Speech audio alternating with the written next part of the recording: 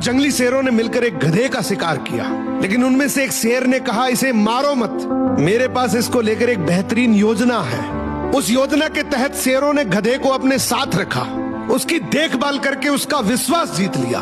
फिर एक दिन उसे वापस गधों के समाज में भेज दिया, पर इस बार वो गधा एक गधे की तरह नहीं, बल्कि वो एक शेर के समान गधों का राजा बनकर वापस आया था, जिसके पीछे सभी शेरों का साथ था। इसलिए बाकी सारे गधे इससे डरने लगे और उसके खिलाफ बोलने से कतराने लगे। अब शेर जब जब उस गधों के झुंड को देखने आते, ये गधा अपने ही समुदाय के एक गधे को शेरों को खाने के लिए दे देता। ये गधा गधों के बीच तो एक शेर जितना ताकतवर बन गया था, लेकिन शेरों के बीच वो अब भी एक गधा ही था।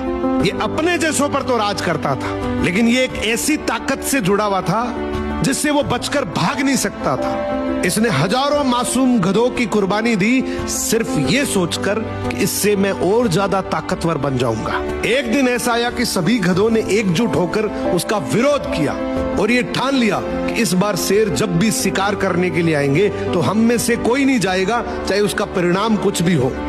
अगले दिन जब शेर आए तो ये गधा अकेला ही खड़ा था, इसके पास कोई दूसरा झुंड नहीं था।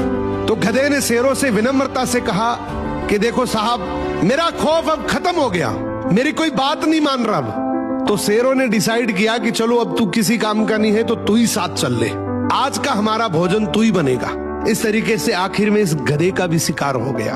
हर समाज के अंदर एक ऐसा गधा जरूर होता है जो अपने लालच के लिए, अपनी ताकत बढ़ाने के लिए अपने ही समाज को दांव पर लगा देता है।